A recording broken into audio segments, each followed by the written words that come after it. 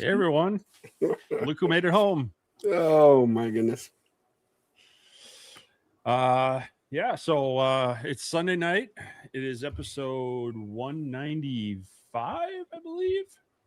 And I've been stuck at home, stuck with work, trying to do some things in the shop with semester startup. But Mr. Clack made the trek over to Dallas Fort Worth, the Grapevine, Texas area for the Next Level Maker Conference. And just drove 12 hours back or so, and give or take, yeah, that's about right. And he talked to a lot of people, perhaps some of you that are here, and as you hear, his voice is a little shot, so we're gonna try to get some stuff out of him, but he may be nursing a sore voice box for a little bit here, but anyway, our streak continues. We're here. And hopefully everybody had a good week. It was our semester startup, and that's kind of what kept me back, along with other things. I've got some retirements going on in my staff and some other changes. And so a few weeks ago, I looked at what was going on and talked to Clack and just said, hey, I don't think I was going to make it. And lots of photos. There was a lot of Steve on a stick sightings. There were a lot of creators out there, but also a lot of just business people doing this sort of thing, hanging out, taking some classes, and what looks like a pretty good vendor hall area as well. So they had a free pass if you just wanted to come in and check out the vendor area. And so I know some people did that. And there we go. There's Steve on a stick. There's a whole video of Clack making this with the Omni 1 UV printer from X-Tool and then cutting it out on the P2. So using their kind of print and cut stuff between the two. So some fun stuff there. But yeah, Clack's a little tired. Both he's been at the event, he's been driving, and but he's back. He's home safe. He just doesn't have as much voice. So we're gonna try to do as we can, get here is what we can from him. But otherwise, I've got a few fun things to share too. If he's got to rest his voice. So how you doing? How much talking can you do? Well, I mean, other than you guys are probably going to make fun of me, it has actually improved since this morning. Like already it's gotten to where it's somewhat understandable. But between all of the conversations, I think the climate change, the humidity was not as much there. And I think that contributed to like things drying out, trying to speak over the noise and over the crowd. And guys, this is my first time going to the Next Level event. And, of course they said it was the biggest one so far, which is understandable. It's growing. They said there was all total, I think they said it wound up being, was it 1,200? I think it said 1,200 people. I think it's what they were saying at the end. I honestly think I spoke to probably 400 of them, like had a little introduction and conversation with them. And so trying to talk over the crowd, and then especially at some of like the mixer and stuff with the loud music, it was just more than my vocal cords could handle. So I'm a little strained right now. I was going to try to do a video about the new X1 while I was there. And I'm like, I don't want this voice to be the voice in that video. So I'm going to give it a few days. Hopefully the voice comes back and I can do it.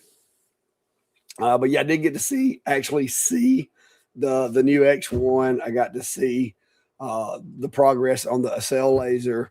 I got to see some new stuff from Thunder, from Trotec. I mean, there was some cool stuff there. A lot of a lot of blank manufacturers and sellers.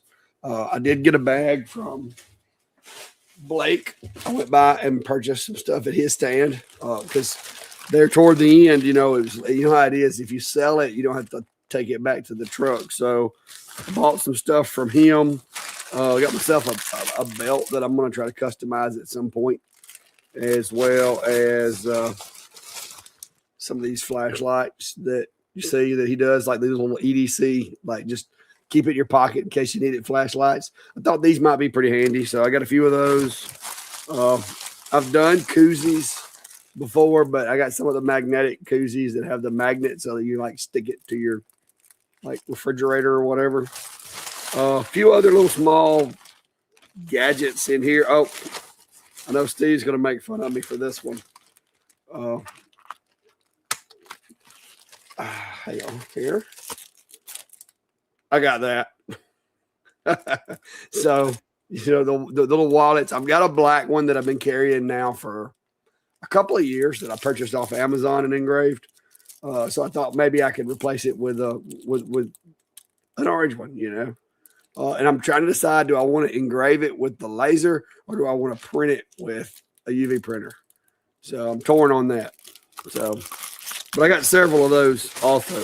So if somebody else wanted one, I actually did get like other like finishes other than just orange. Like this one's like a wood grain finish. So yeah, just some goodies. Lots of other stuff. I'm going to try to update you guys. I've been doing a bunch of Steve on a stick photo dumps. But yeah, it was a fun time and lots of cool folks there. And by cool folks, I mean like you guys, the folks that like helped make this show possible were there. So that's pretty cool. Cool. Yeah.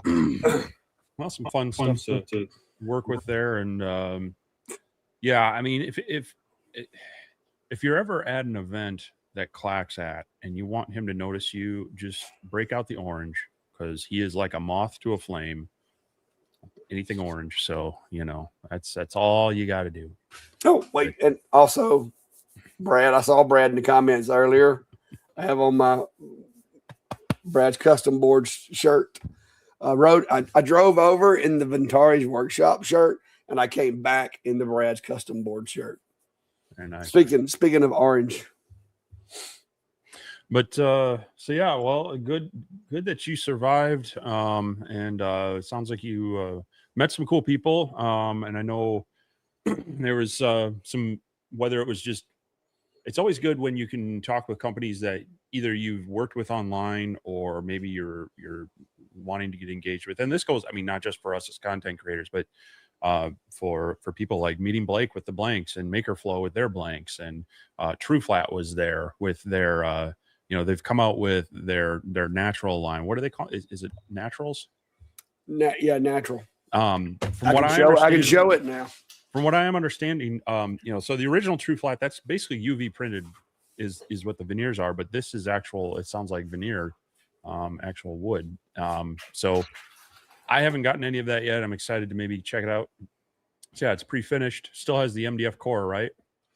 Yeah, but instead of being kind of a muted grain, this has more of a naturally looking grain. Now, so, is it still UV printed, or because I was looking at some of their announcement stuff, it almost sounded like it was maybe more real veneer. I mean, that's possible. I had to look at the spec sheet. When it came in, I was not allowed to disclose it, so it's just been sitting over there in the box. So I can't say for sure. It almost looks like it could be because there's a seam right there. Yeah, I want to say, unless that seam was just to make it look real. Yeah. Okay. So you hear their announcement on their page, which they put out 3 days ago. It says real hardwood veneer on Echo Gold MDF. So yeah, it should be real, actual wood this time. Okay, so that's why it looks so realistic. Yeah. So cool stuff. Cool stuff. So, I'm excited to get my hands on some of that too. I do like their stuff. Want to try their veneer stuff because, as Clack said, it has a little more grain, a little more character, and it actual real hardwood, but it still has that top finish on it as well. So, Yeah. so cool stuff. And yeah, and that's, you know, everybody goes to these events for a variety of things. A lot of people that are, you know, they're trying to grow their business. There were a lot of classes there, from, you know, how to use specific equipment to different tools to tips for maximizing online sales or in-person sales and such. So um, a lot of cool stuff at this event, a lot of connections made. I mean, they make it, I think that's one of the focuses they put on it. And just me, I've followed it for so many years. I've never made it myself. Um, but they do really, they're one of their core things is they're trying to get people to network and, you know, make those connections to help out. So now they did announce the dates for next year, and it's actually very good for me because it's now going to be at the end of May, basically Memorial Day weekend. It looks like those days leading up to it. So like what, the 26th, 27th, something like that. I texted to you as soon as they said it. I think it's the 28th through the 30th, I think. So yeah, it's earlier in the year, but it's after. For me, it actually works out very well because Yeah, it's 28th after. through 30th is what I There we text. go. It's after our graduation. We still have stuff going on, but it should be a lot easier for me to get away during that time. So hopefully next year, um, you know, I'm definitely pinning it on the calendar for now, and hopefully we'll be able to make that happen next year instead of bailing. I mean, I still bought my ticket, and I'll still have access to the recordings and such. So I'll be able to at least check out some of that stuff. But that interaction with people is a lot.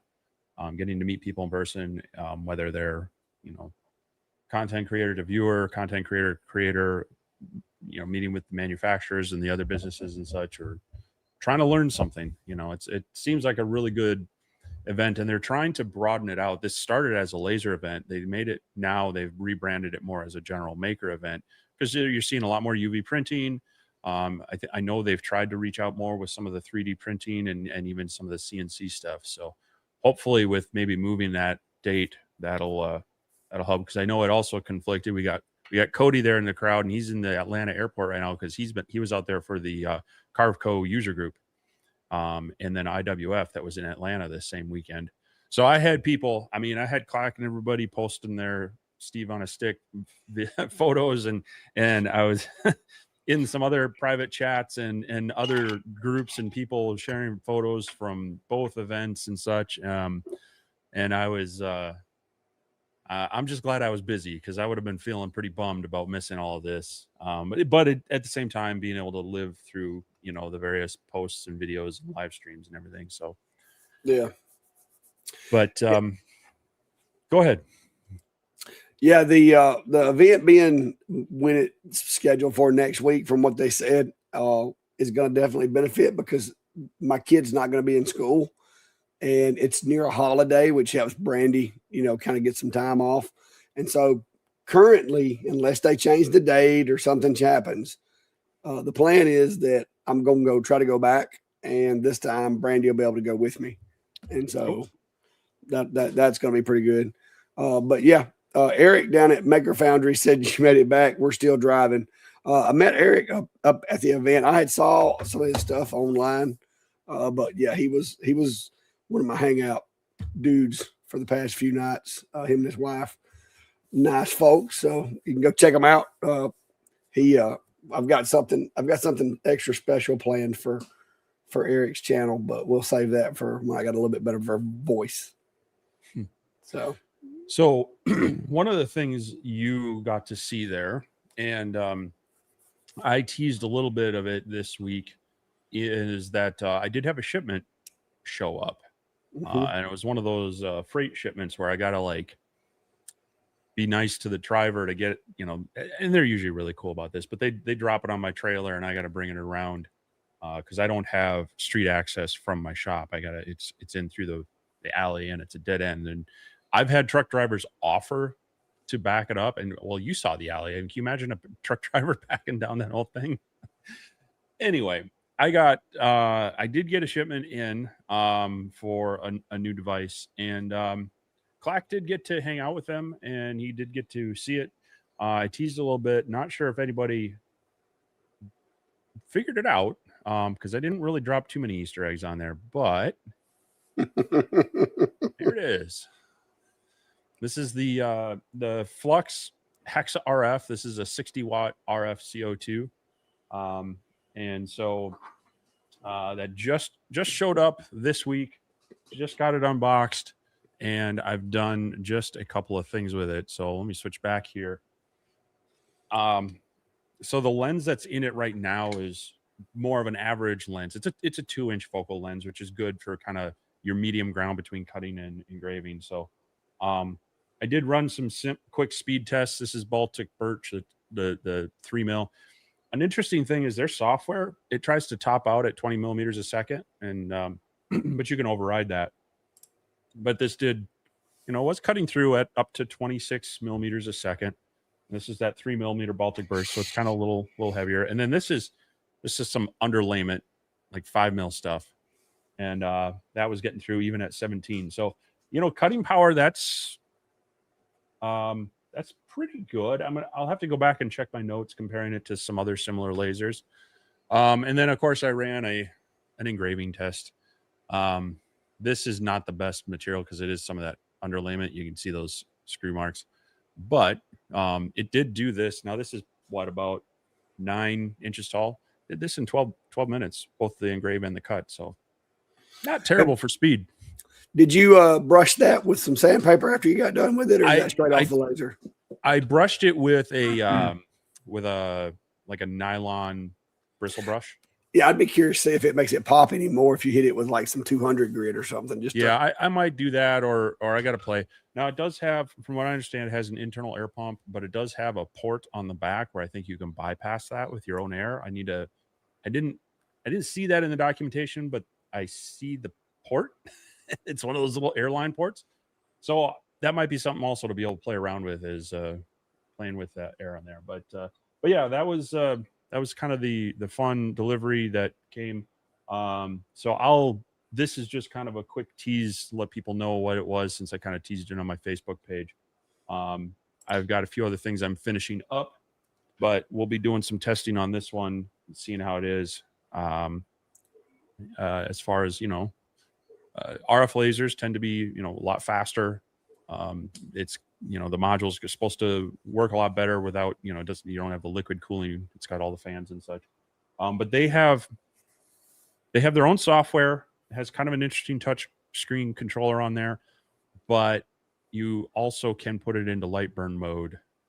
And pretty much, as far as I understand, basically run it like a normal laser through light burn. So yeah, we'll be looking at that one. And then for those who weren't able to go and they were bored Friday night, they hung out and we played around with the Alien Cell X1 Lite. I know a few people had asked about that last week. They did the official kind of release on that, I think Thursday. And so here it is. It looks almost identical to the original X1 because it is the same frame. The differences really are that it doesn't have the touchscreen offline controller on the front. It pretty much just has a single button that is kind of like a lot of the other lasers where it sends the job and you just tap the button to start. It doesn't have the cameras in there. So the X1 normal one has the dual cameras it stitches together. And then it doesn't have the Bluetooth connectivity to the peripherals. So you see, like, I've got the air purifier and the air pump. Those have to be cabled. So there are some trade-offs with it, but other than that, it uses all the same peripherals. It has the same functionality as far as the speed and power and the 3 different modules they offer and such. So so I did a live stream where we did some testing on that. The full video will be coming soon on the overall experience. But realistically, it's the output. What you can do with the X1, you can do with the X1 Lite outside of, some of the niceties. You can't load up files on a USB and run it from the control panel, or have them loaded in there. And the cameras, while not critical, I think we've all gotten used to them. Even though, like, the corner one for monitoring and such things like that, you're missing out. So yeah, it's out. it's there. And I know some people have been asking about their other peripherals. They have been shipping the riser base and the rotary. I know. I think some of the viewers are even said that they got their shipping notifications. So those should be coming out soon to kind of up the capabilities of the original one as well as the light. Cool. Mark says he has a question. The X-Tool Flying Galvo, which is the X1 they just revealed, seems to be very similar to what Leo was working on at Rowley. Do you think maybe X-Tool bought him out? No, the design that Leo was working on looks remarkably like the Acel laser as far as like the way that it's built. The X1, what I had imagined, because I knew about the machine in advance of the release, because I'm supposed to be getting one. And from what I had imagined and from what I saw was two different things. The X1 actually has two beam paths. Like, you know, how CO2 normally comes in from the back left and then it's mirrored around to the module. Well, this one actually has two of those. One of them is for the CO2 head, which is on the right side, and one beam path is directed into the galvanometer, which is on the left side. The diode laser is actually built into the galvanometer, so there is no beam path for it. It comes straight into the galvanometer onto the material. So if you bought the machine without any backpacks for it, you would get a blue galvanometer with a 55 watt CO2, which to me, from looking at the specs, I think they're using parts from the P2, P2S machines and parts from like the F2 to make the galvanometer, because the mirror size, the output powers, it's like they took some excess parts and kind of come up with a specialized machine using those same parts. So I think a lot of the technologies are just going to be like recycled technologies, but it is very interesting the way they put it together. And so now you can have the blue galvanometer with CO2 in one machine, which knowing Lightburn, it's going to be layer to layer switching. So you're not going to have to, do anything weird. I don't know that, but knowing what X-Tool generally does, that's what I feel like it's going to be.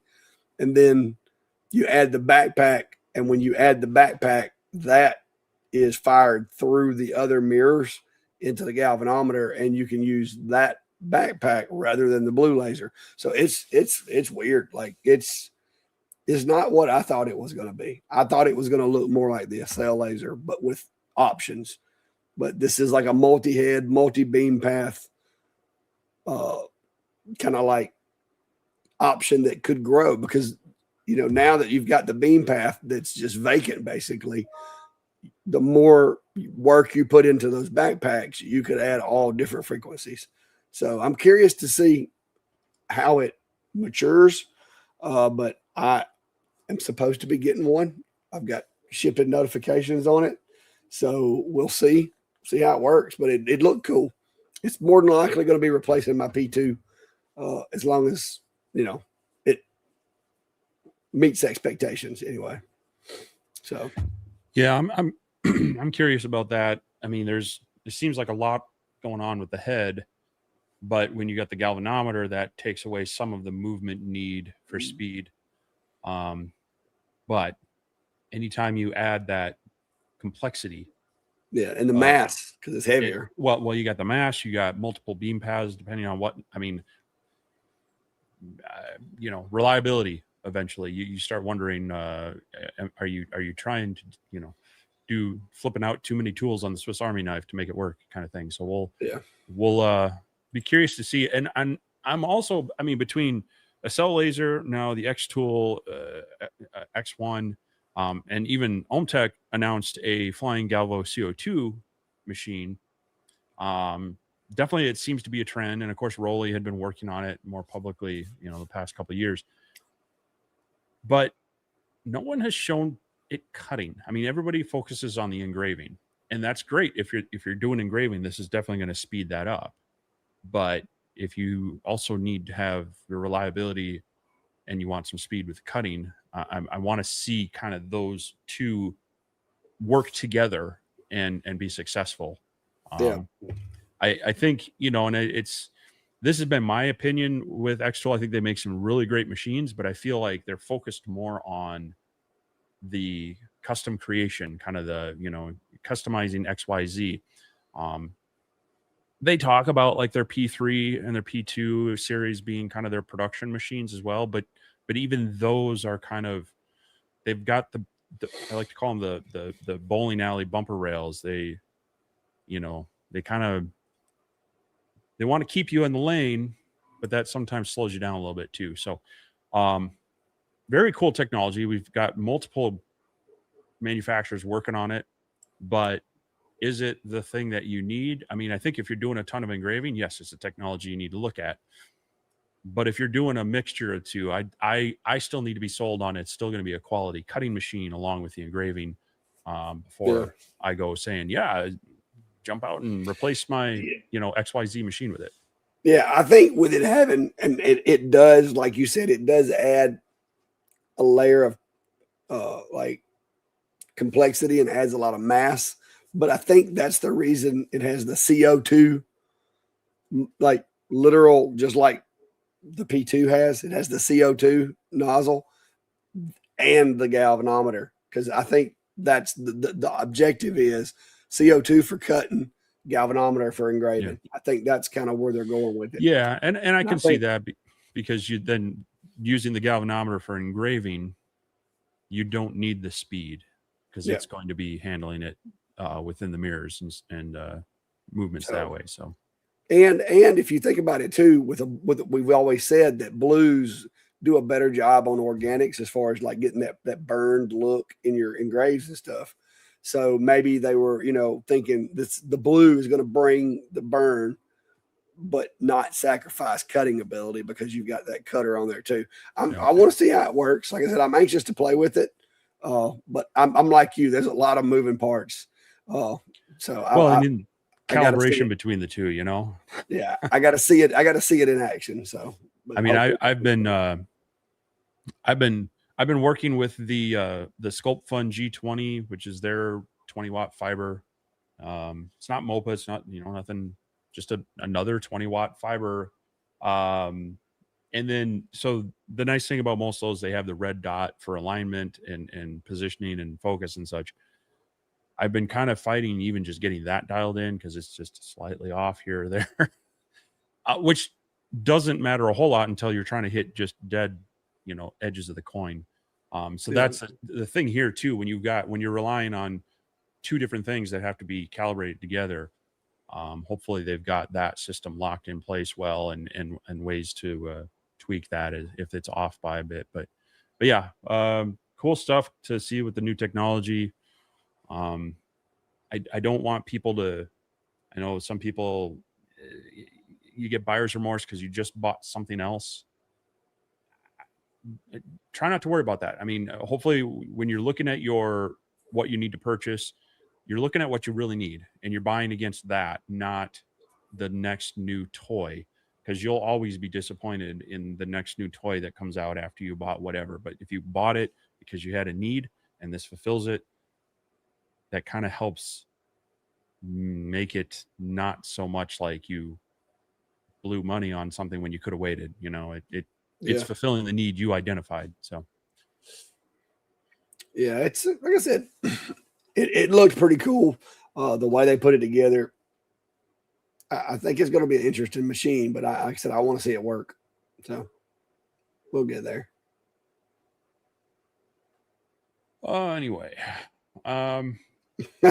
Tim said I got a prime spot on the Xtool review. I did. I almost ran into I think his first name's Matt over at Cornelius Creations. He was doing the reveal thing with Xtool, and like we almost ran into each other. I honestly did not know he was going to be over there, but I was trying to stay out of his way. But yeah, we almost literally ran into each other. So Jake's asking, what's the bed size on the Flux you just received? I believe it's big. Oh, I just had it too. Well, I'm gonna have to look it up now. I should have looked it up before I brought the question up. It's not as big as the P3. It's just slightly under that. I think it's 18 deep. Come on, where is it? Okay, no, it's 16 deep and 29 wide is the working area on there. That's pretty And good. then they have, I don't remember the stock depth, but they have a riser base for it that will give you up to 8 inches of depth. So Cool. Eric's in the house. I guess he's hasn't went on vacation yet. He's been making a lot of wallets, and I saw he did some. Was it bigger or smaller purses? He changed the size of his purses. I saw that. I don't remember if he made them bigger or made them smaller, but there was a scaling that happened. Greg says my neck looks thicker than it did at the show. Now, mind you, this was Clack's artistic rendition of me. I actually screen captured a video and tried not to make him look like he was, under the influence or anything. It was not necessarily to scale. But now, hey, he was quite the hit. People will be talking about Steve on a stick for years to come. Yeah, well, he was all over the place there. Eric, I don't think, and I talked to the folks from Asa Laser last night about this. The folks that want to use Lightburn are still going to want the Acel laser if they're not wanting to buy into the X Tools ecosystem. So, and it is a different machine as far as the way that it works and some of the abilities. So I think it's gonna split the market for sure. But I think with it being with the Acel laser, I talked to both the Lightburn guys and the Acel laser guys, and they're still working together to make this thing Lightburn compatible, like fully Lightburn compatible. So I think that's gonna be a benefit to Acel laser for maintaining a portion of the market on the flying Galvo. Because like the one that Leo was working on was Lightburn compatible. Acel laser is currently the only one that I know of. I don't know about the OhmTech one, but currently they're the only one that I know of that is going to be Lightburn for you guys that are Lightburn or bust types. So, well, I would imagine the OhmTech one might also be Lightburn. Yeah, so. Might. I can't speak to that one. I haven't talked to them yet, but I haven't looked as closely. They kind of snuck that in there, but there's definitely been some ads for it, but it's also not that one. The OhmTech now it's a 100-watt flying Galvo CO2 39-inch, 39.4 by 23.6. This is a pretty good size machine. And it's $1,400. It's what? It's $1,400. Like the down payment's $1,400? No, the early bird price right now to buy the OhmTech Flying Galvo 100-watt Flying Galvo CO2 is $1,400. I wonder if somebody left out a zero. Oh, sorry, 14,000. Okay, that sounds more like it. Yeah, sorry, I was like, why is it? No. Yeah, I left out the zero. I was like, I'm not buying it if they made it for $1,400. 14,000. Sorry. So yeah, it's you're gonna need to have a purpose to you either got a lot of fun money or okay. So you were the one that left off the zero, not them. I left off the zero. Oh, okay. Hey, it's been a long week for me too. It sounds more realistic that way though. Because I was like, that's the question is, what will X Tools, now it's not 100-watt CO2, but they're also including, the blue diode and then the backpack options.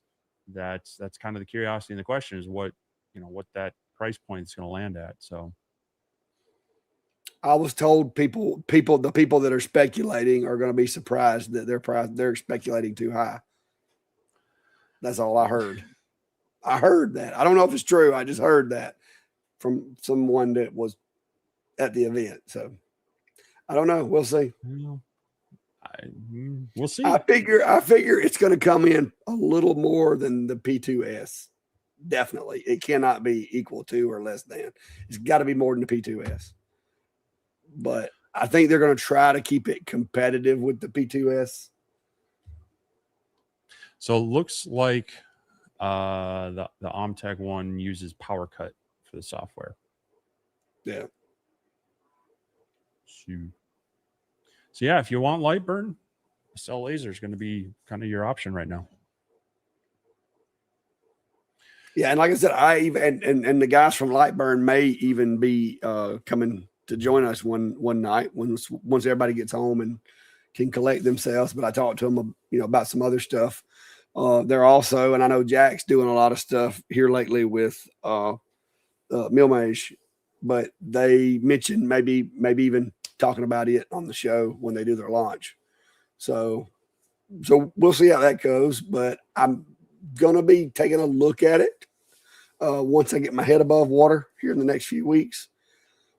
Maybe we'll do a little walkthrough on something simple and just kind of get a feel for it. But yeah, more to come on that. So stay tuned.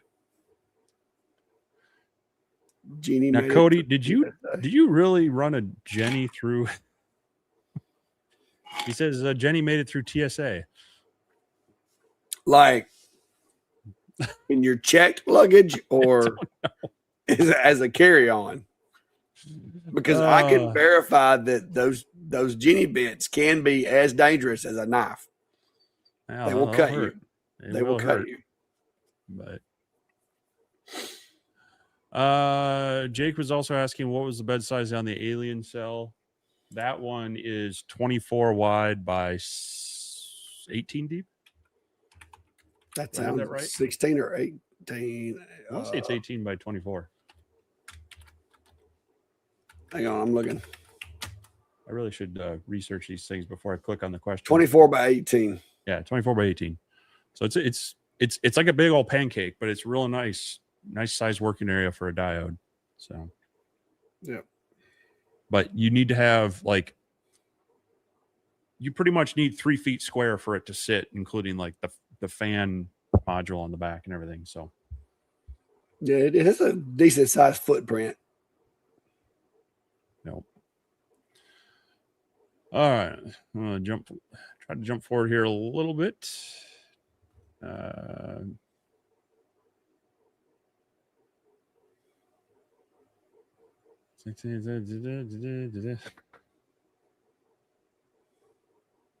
Yeah, here's a question a little bit for you, Clark. With your experience with the UV Omni, is it something you'd invest your money into? In your opinion, is it worth the price tag? What are we talking about? I think the X-Tool, the Omni 01 or the Omni 1 in laser or printer? I kind of think we're going printer Omni 01. Yeah, that's my guess. Well, it's still early because I played with it some before I left to go out of town, but it was more or less just let me run some jobs through it, put some miles on it so that it, basically so that it has a chance to screw up while I'm in the event, because that's one of the concerns that we all have with these machines is if you're a casual user, is it going to cause problems? And so I did a few jobs on it before I left and did a lot of just test prints. And I got some more stuff. I've actually got some paid jobs lined up this week that I've got a prototype out, and I'm gonna be running a lot more tests on it, but I'm gonna bring you guys along as far as like the projects and how the workflow goes and what the capabilities are. But as far as a definitive, my opinion of it, I want to get a little time with the machine before I just come out and say it. You know what I mean? I don't want it to be just a rubber stamp. Yes, it's great. I feel like so far the experience has been really good. It seems that some of the things that X-Tool did to try to decrease the issues with maintenance and stuff, it seems that they're working. There will be differences. You got to understand also, I have the double UV. So if you get the UV DTG or UV DTF or DTF DTG or whatever machine you get, if it's different, there could be some minor, things that are different in it long term. But so far, I feel pretty good about it. So it's been doing a good job. I'll let you know for sure tomorrow when I do my first print since leaving to go to the event and coming back, because I'm going to throw an index card in there and just print on an index card and see how it turns out without cleaning it or running any kind of anything on it. I did wipe it down because there's a 7-day like manual little cleanup that you have to do with like a alcohol pad. I did that before I left, and I'm well within the 7 days. So I'm doing the recommended maintenance, but I did not put it in vacation mode or anything. I just let it sit, and we'll see, because I'm gonna be printing with it tomorrow. I may even try to go live or something with some of my testing if I don't just do a video. But if my voice is not good, I will probably record some stuff and then make a video later, because this is not good. I'm hoping after a good night's sleep, my voice comes back. Yeah. Maui WH is asking, please explain what an RF laser is. So there's a few differences. In a water cooled glass CO2 tube, the gases are in the sleeve and they're surrounded by a water jacket, and the water jacket helps cool things down. And those gases are excited by high voltage being pumped through there. You got a lot of heat transmission with that. That's why you got to keep the water chilling going and matching it. The RF tube it's a bigger metal module, and they use radio frequency to do the same thing. And one of the advantages of that is that they have they have cooling fans to keep and cooling fins to keep it cool, and they have it happens a lot faster, so it can turn on and off a lot faster.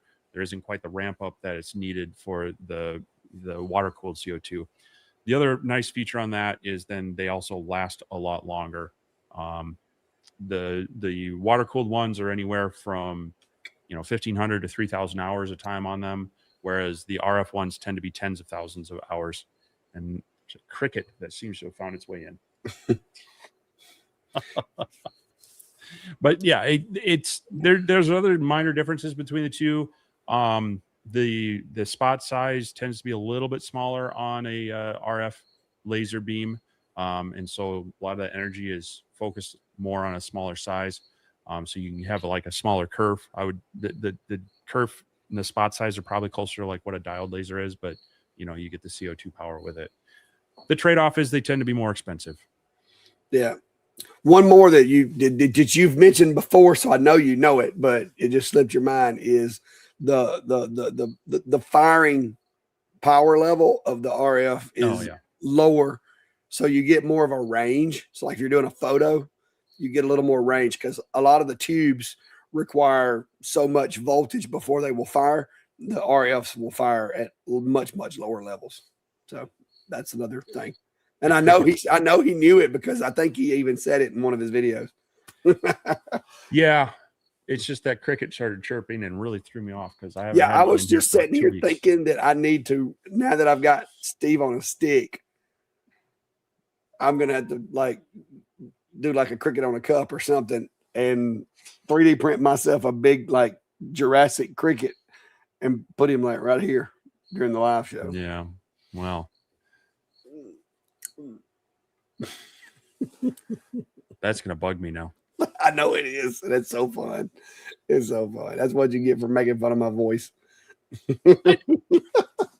Have I made fun of it? No, slightly.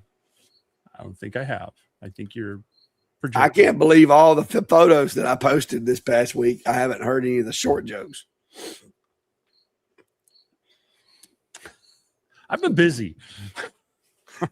Because I kept telling people, I'm like, hey, Steve's not going to like it if you don't hold him up above everybody.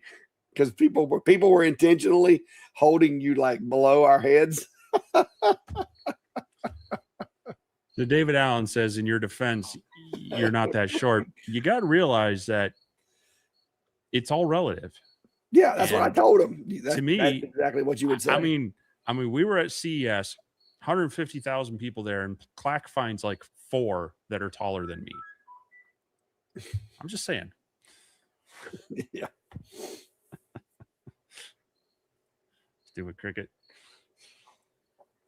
Yeah, Chris, I'm going to agree with you on that, but in their defense, if you use parts that you're already sourcing for other machines, your quantity for your order from your supplier goes up, and therefore it keeps your costs lower. So I understand why they're using parts that they already have machines for. It also makes it much easier when you're building these machines because you don't have to keep like 3 different ones in stock for 3 different machines because it's the same part across all 3 machines. So I don't know that that's a bad thing that they're doing that. I think that's just from a business perspective and from a maintenance perspective. I think that's actually a good idea. They always stop chirping when you walk towards them. I say, what did you do? Go stump him? No, I walked over there to try to find out where there was at, and they just nope. Jackie, you can try that, but they're probably just going to send me a strongly worded email. Yeah. Johnny the Kid's asking, would you guys buy the GWiki G3 20-watt fiber or the Acmer 50-watt fiber, and why? New to lasering. The G3 is a dual source, if I'm not mistaken, unless it's, I'd have to go look. I have the G3 right here. It's a dual source. Mine's a 40-watt blue, 60-watt MOPA. So I don't know if they offer the G3 in a single beam. But as far as the ASMR machine goes, I haven't tested it, so I can't really judge it. Okay. So, yeah, I was just trying to look at that.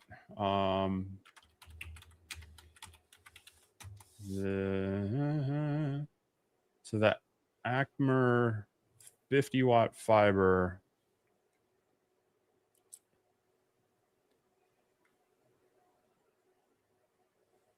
non-MOPA is, I guess, what I'm guessing what he's talking about. I don't know. I mean, they're selling it for $2,200. Yeah, the G3 does not come in a single mode, so it's going to be a dual. I mean, I guess it depends on what you're wanting to do. A 20-watt fiber is going to be great for marking metals, marking some plastics. You can do some depth map engraving, but it is a slow process with only 20 watts. And so if what you're wanting to do is more of like the depth map carving and the coin, like the more than just putting a mark on them, you're going to want to take power. Power is going to be the thing you're going to want. I don't know a whole lot about the Acmer fiber lasers as far as their build quality or what source they've got in there. Some of them too, you'd want to check to see what your kilohertz range is, because some of them are very fine, and that really kind of limits your flexibility with it as well. So, but yeah, depending, really kind of part of that is depending on what you want to do with it. Yeah, they've mentioned sending that machine, but I've never looked at it, so I can't say anything specific about it. But yeah, what Steve said. But the G3 is a dual beam, so remember that, because you can't get the G3. You can get it in a fiber and a MOPA variant, so you can get just a standard fiber up to a 50 watt, or you can get a MOPA up to a 60 watt. And you can get the blue in the fiber is going to be a 20, and the blue in the MOPA is a 40. So you can't, but you can't get it with just a single beam. So if you're looking at the G3, depending on which option you choose, it's going to also be stacked with a 20-watt or a 40-watt blue laser, which is what that machine is. That's the 4060 MOPA, because their MOPA version comes with a 40-watt blue. Their standard fiber version comes with a 20-watt blue. Yeah. Yeah, the dual source machines are nice especially if you're doing like an event and wanting to customize things. You have kind of both options for all your materials. But if you're getting into a fiber to do what you're traditionally going to do with a fiber and doing some metalworking, I would seriously that's one of those things where I'd buy as much power as you can, unless you have a specific need for maybe a MOPA range or some of the others. Yeah. I would take power as long as it's a quality machine. I mean, I wouldn't go buying a 100-watt fiber laser that goes for $1,200. There's probably something wrong with it. but if you got the budget to get a good 50, 60 on up fiber, you'll be much happier with that for both marking, but also the depth engraving. Yeah. Yeah. If you're going to be trying to do deep engraves, you definitely need to go ahead and swing for the MOPA, because I've had both and it's much, much easier with the MOPAs. Chris says I need a cheat sheet. Yeah. Normally Clark's talking more, and when I'm picking the next question, I usually just get my notes. Blame it on me. Blame it on me. Hey, I'm gonna blame it while I can. Yeah, you mentioned this in your walkthrough. Tim Arthur said they debuted an embroidery machine that they're tying into the Omni One ecosystem. I hadn't heard about that either. Looked kind of like a traditional sewing machine size. Is that? It's like a smart sewing machine. Yeah, it wasn't much bigger than what, like the Singer sewing machine that my wife has or whatever it is. Like, it was like a desktop sewing machine, but of course it had, some bulges in places that sewing machines don't have bulges. But yeah, it was interesting. I got a little bit of video of it. I went over and because when I went through there a few times, it was crowded, but I did go back and kind of like, do a little bit closer look at it. But it was very interesting to see. But, I don't do apparel or sewing, but I mean, it would be neat to be able to put like logos and embroidery on shirts. Yeah. If you were in the clothing, for sure. Especially, I imagine it mostly is going to be doing flattish material, but it's always nice when you can do the embroidery on hats and shirts. And Xtool did the little baskets or whatever, where you pull the fabric tight and snap it in a little basket or whatever. Yeah. Yeah. And then it locked onto the bed somehow. Interesting. So, people might be saying, well, why is Xtool going in all these directions? Well, I think it was last year early on, Jason, their CEO, had kind of talked about this, and that they want to be in all makerspace kind of area, from not just lasers, but you see them doing now the apparel stuff. They're branching out into the embroidery. And so they've kind of said they're going to go this way. Now, hopefully that's a good play for them. Hopefully they have the resources to keep quality control and keep, as you spread out, you water down everything, right? So hopefully they don't spread themselves too thin on all that, but definitely some cool stuff to see. And I feel like a lot of these are kind of that prosumer small business kind of thing, where it's like you want to start getting into it, but a lot of them are probably going to be the things that as you get used to it, you're going to quickly go into a more production machine kind of thing. There's going to be a lot of people that have like the multi-thread, multi-head embroidery systems to be able to actually put out enough work. So I mean, it's interesting that they're dabbling in that. They're trying to support these tools for makers, and hopefully in that sense, they're trying to make it more accessible for maybe hobbyists or real small businesses to be able to tap into these technologies and add them without breaking the bank of the full industrial machine. But also kind of keep that in the back of your mind for your business, is that it may be the thing that gets you into it, but might be the step before you go with the full industrial thing. And Lord, just went black. Yeah, I Well, plugged. Can you still hear me? well, I can hear you, and it's got you frozen on kind of leaning over. So you look like you Yeah, fell I asleep. plugged up. I went and got a thumb drive and plugged it into my computer, and there was some static discharge, Woo! and now my camera's not working. So All right. Well, we'll I'm let you troubleshoot hoping that. I'm hoping that's not a bad thing. Too bad of a thing, anyway. All right. So give me a minute to see if I can get it rejuvenated here. Yeah, I'm just kind of jumping through some of these questions here. Yeah, Tim Arthur is talking. My only concern with these machines is that the head needs to be replaced fairly often-ish. Pricey, I understand the ink, but I wish the heads last longer. Yeah, so that's a common thing with a lot of these. The Eufy Make, the X Tool, a lot of these UV printers are coming out, but it's also a lot of the kind of the low end DTF printers as well. They use that Epson 600 head, and they weren't really designed for this type of ink, but they work with it, and they get clogged up. And so that's why you see on a lot of these devices, they might only have like a 6-month warranty on the whole thing, or at least just the print head itself, because it is a consumable. It does. Hey, there you go. It does. It's something to keep in mind, and that's something I've learned with mine as well. And that's why I try to like tell people this is very cool, and if you can keep it busy, it's definitely something to look into.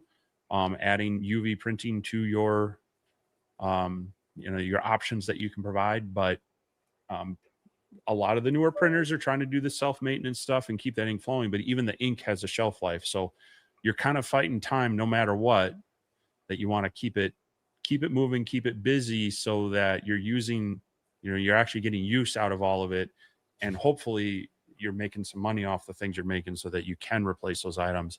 This definitely isn't the thing where set it up on the shelf and pull it down every 6 months when you want to do something. So Yeah, I thought I had put my video files on here, but apparently I did not do the transfer in the motel like I thought I did. So I'll have to wait till I get my laptop out and transfer everything to this portable drive. But I was going to show the video from the sewing machine, but no, I went to plug that USB in, and there was an arc from it to the USB hub, and I'm like, oh no, that's not good. Minnesota Wild. Shout out to Dave for being so friendly at the convention this weekend. It was great to chat, catching this live with 2 hours left on our drive from Texas to Minnesota. All right. Well, yeah. I wish I was. Well, I'm glad I'm not having to make the drive, but I wish I would have been there and would have been making that same drive too. But glad you were able to meet Dave. Yeah, he's a friendly guy, and as you can hear, he likes to talk to people. So if you see him out there, say hi and yeah. But hope you have a safe couple hours left on your drive. Yeah, you got to be. Well, it depends on where in Minnesota. You're either just in northern Iowa, or going from southern Minnesota to northern Iowa. It's like 5+ hours. I think they told me they were north of you, like 2 hours. Well, there's a lot north of me, so they're probably okay. Yeah, in Minnesota. Because say they're like you're Southern Canadian. They're like almost true Canadians. There's a lot of Canada that is south of us. So yeah. So if I'm not mistaken, I think they said they were about 2 hours north. Well, I'm barely an hour from Iowa, so that's still 4 hours ish, or more, that you can go north of me and still be in Minnesota. So yeah, safe travels.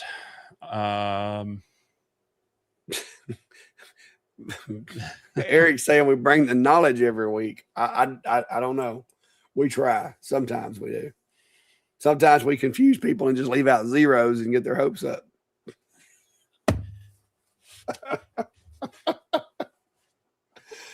I'm just seeing if people are paying attention. I hear you. Hey, I can't say nothing because my brain, my vocal cords, my body is just tired because I was trying to like squeeze every ounce of juice out of that lemon that I could. And I didn't want to, because I kept telling everybody, hey, if you want to come hang out, we'll be down in the lobby near the little silver bar. There was this where they had couches and chairs and tables and stuff. And so I was down there every single night until like midnight or so. So if people didn't get a chance to come by, whether they were at the event floor or at the silver bar, there was lots of opportunities. And so like I said, I talked to lots of people, probably I'm going to say probably. Even my mom said she thinks that's probably accurate. Probably 400 people all total. Whether it Cool. was vendors, companies, or viewers, it was a lot. It was a lot. Sounds like they're up. Yeah, all the hobbies said with Brady. Brady said we ended up at the speakeasy. But yeah, you remember? Do you remember Brady from CES? He was with a sale laser from Utah. Okay. Oh yeah. He was there. Yeah, he was there with us last night. Like we were out pretty late last night, just kind of hanging out and talking and everything. Yeah. But he is in the chat apparently. So our friends from Minnesota are up in the Brainerd area, and yeah, that's like 3 hours north of me. I was actually born up near there. Well, kind of near there, but yep. Where did I see this? Oh, Gary Okula. Sorry if I butchered that. I'm considering purchasing the Omtech Polar 2 50-watt RF laser you reviewed. Your opinion on the build quality and user maintenance, lens cleaning, etc., versus the One Laser XRF. Well, I can't speak with firsthand experience on the One Laser XRF. I haven't had a chance to get my hands on that or take a peek under the hood. But as far as my experience with the Omtech Polar 2, for maintenance, they have panels on all three sides. The front also comes out for the tray and whatnot. It's fairly easy to get access to the mirrors. They're very easy to get at to clean. The lens is similar. It's actually similar setup to the regular Polar line as far as how that works. So they do give you a little tool. There's a couple of wrenches that you can loosen that up, and you can get at the lens fairly easily. And then the crumb tray is pretty hefty. That comes and slides out, so it's pretty easy to kind of. There's a lot of room in there to clean things up and keep it clean. It doesn't feel as tight as like the any of the like the X Tool P2. That they made the working area as big as they could, and they crammed everything in the nooks and crannies, which is great until you have to get in there and work on it. Kind of a similar thing with a lot of the benchtop units, but this one definitely has a little more room and working space to it. And I will say the cabinet and the top is glass. The cabinet itself is actually feels pretty stout. Some of these machines feel like pretty flexible sheet metal. That one seems pretty stout, and it is definitely one you're going to want to help lifting and moving. So I think from just a structural standpoint, it feels a little more solid than some of the machines. I do have another project that I want to do with that one here real soon. I've just been juggling time and then some of these other machines, but I'll hopefully get a little more out on that. But I've been really happy with it as far as the engraving speed and cut speed is pretty decent as well too, especially if you're talking like 1/8 inch to 1/4 inch material. It handles it pretty well. So. Yeah. But yeah, hopefully I'll get that next project video. I'll give you another taste for it. So yeah, I did get to stick my head under the hood of the One Laser XRF, some of the machines this week, and talk to the guys from One Laser. It looked like a very interesting machine. Like I said, there was some things that I talked with them that I felt like were good and bad about the machine, but the folks that I talked to seemed really open that they're wanting to try to progress and do, new innovating things to their machines.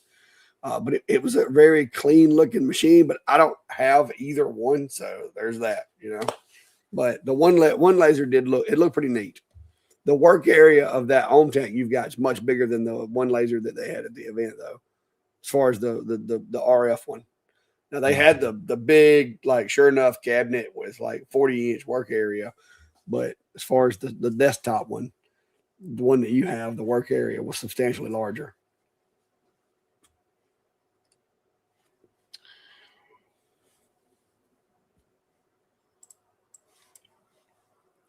I don't know the model number or the one that they had at the event, but it's the one that has the two piece that has to have the riser to do tumblers. That's the one they had at the event.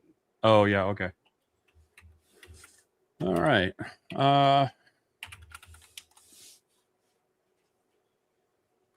Let's see here. Oh, Chris Gallagher saying, I see Sculpt Fun have a new Galvo with a tiltable head. Good idea for practicability, but really bad idea safety wise. Yeah, so that's the G20, and I actually happen to have that down in the shop. I've put a couple of teasers on my Facebook page about that. It can tilt, but here's the thing: you still have to get it in focus. So if you tilt that head up, now you gotta make sure the thing is the right distance from the Galvo. So you could probably bring it down and maybe play around with that, but I would always try to make a cradle or something to still put it underneath there. But yeah, technically you can tilt that head. It basically has like a spoke keyed system where you can kind of lock it in, tighten it down, but yeah, definitely safety is something to be keeping in mind. Yeah, you don't want to put your eyes out with the laser.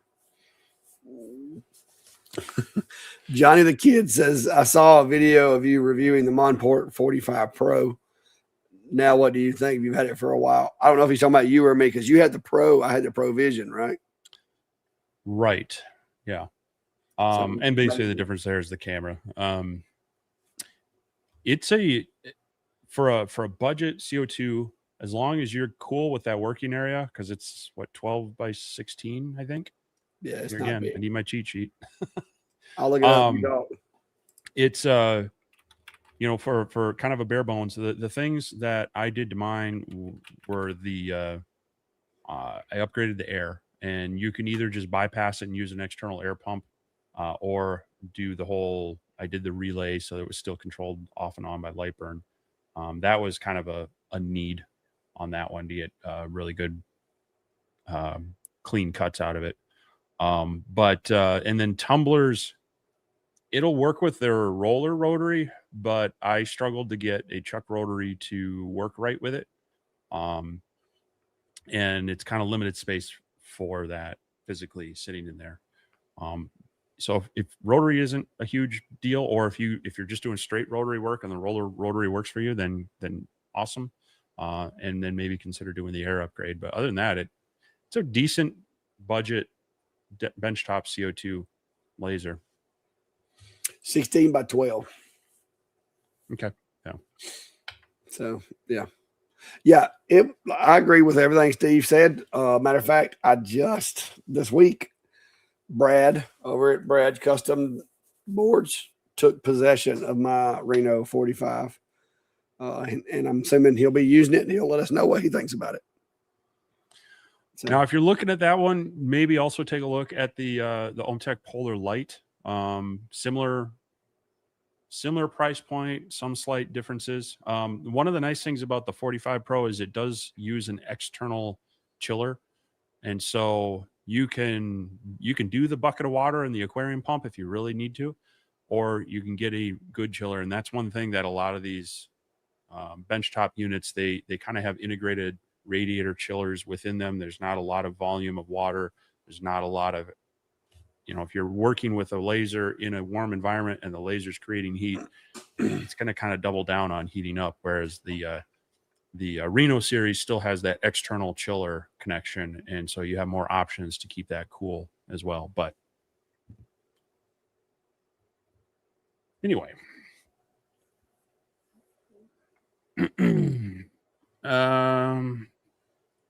Willard Hayes is asking, when comparing and pondering a purchase, Alien Cell X1 versus something from X Tool, what is the general opinion?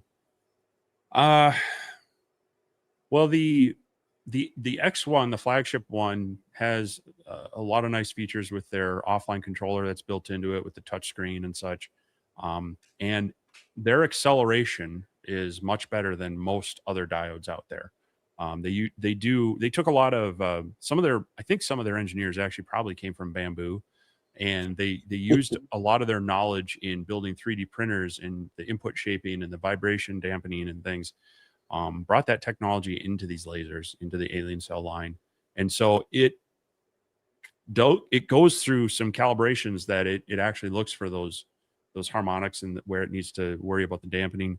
and does a better job of a faster turnaround on its acceleration, which means it actually gets up to its speed faster and performs at that speed. You also, it's a bigger working area than anything you're going to get with the X-Tool current options.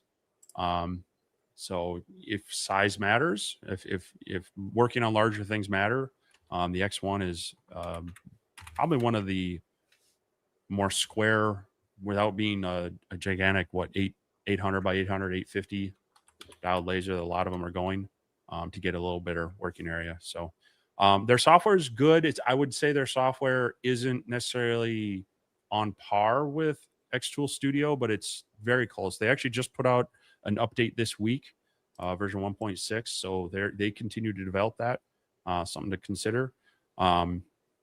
And it's mostly compatible with Lightburn. Now their X1 Lite is supposed to be compatible, but I think like the cameras originally weren't, but with Lightburn's recent change with how they do cameras, they may be working on adding that support back in. So whereas the newer Xtool ones, they have kind of said Lightburn compatibility is not a priority at this time. So you'd have to be okay with working in Xtool Studio. So, yeah. Did I miss anything? No, I mean, the closest competitor between the two is going to be, like, in my opinion, because it's a blue laser, is the S1. And Alien Cell definitely has the foot up with the work area. And like you said, the acceleration speeds of the Alien Cell are kind of hard to hang with these days from anything that I saw. Yeah. Like you're getting like really fast speeds out of that machine. So the S1 would probably be the closest competitor that Xtool makes currently. But yeah. Yep. And the X1 Lite is probably closer to the S1, just because of some of the things they took out. Yeah. But yeah, if you need like something for production work between the size and the speed, the Alien Cell I think is definitely one to put near the top of your list. Yeah, when talking about diodes anyway. Yeah, if you're looking for a diode. Molly's asking for settings for a black tumbler. Red and black are basically the same when it comes to a blue laser. This is a video I did on doing red tumblers. Goes through my process because it's not all about speed and power. It's also about focus and other things. But I will also tell you that if you're going to do it blind, you're probably not going to be happy with the results. You need to test, because even though the tumblers that I did turned out perfect with the settings that I use, if your tumbler's powder coating is thicker or thinner than the ones that I used or inconsistent, you're not going to be able to achieve those results with the same settings. The settings are very dependent on material. And unfortunately, even within the same brand, there's variations in these tumblers unless you're really getting some high-end tumblers.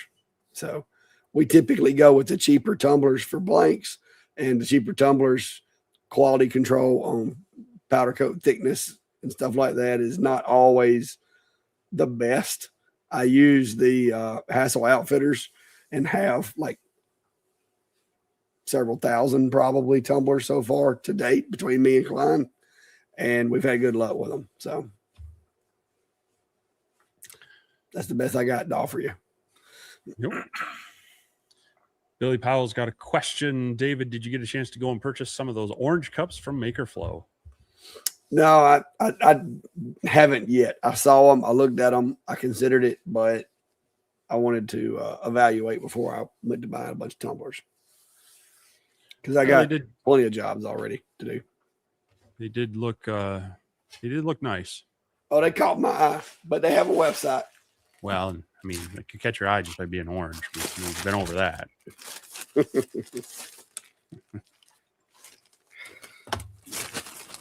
I hear you. So wound up. I was going to look at one of my flashlights here. I wound up having to get red flashlights. I was a little disappointed. They did not have orange. Oh. Yeah. I didn't see a whole lot of orange at all. I don't know if somebody maybe people bought it all up. I don't know.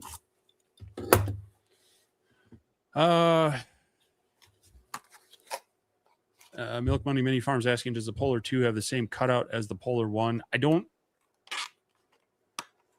It has a similar cutout in the bottom. I don't know if it's like the same size, but yeah, there is a section. It's not like wide open underneath, but there's a sheet that you could remove that allows you to use the rotary and such. That's not the full size of the bed. Gary Okula has a follow-up question. Does RF laser engrave dark on hardwood similar to a diode? No, it's more like a CO2. It's a lighter engraving. So when you get that, sometimes you play around with, you can defocus it a little bit, which widens the beam and spreads that power out a little bit. And then that'll, instead of ablating it so much, it'll center it a little bit more. But no, if you want a really good dark engrave on natural material, organics and such, that's the diode still kind of is going to be your better choice between that and RF or a regular glass filled or water cooled CO2. I bet I could sell these to the smoke chasers in town. The who? The smoke chasers, firefighters. Oh, okay. Hose draggers, smoke chasers, truck washers. Yeah, it's just your raspy voice. I wasn't quite, you know. You know, they sleep till they get hungry and then they eat till they get sleepy.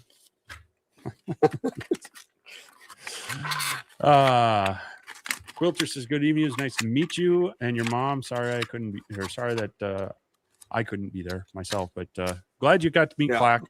I hear he handed out a bunch of stickers, and I'm gonna have to send him some more of mine as well. So I've got to order more, dude. I handed out every sticker I got. Like, I've got just enough to do my orders because I left a few in the office for my shipping.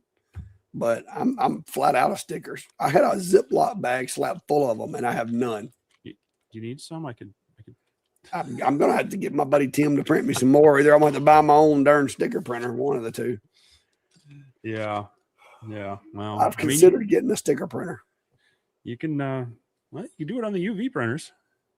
Yeah, I think I have a roll thing coming for the X tool. That may be what I use as test project. Let's see, yeah, this is one I did on the Eufy make.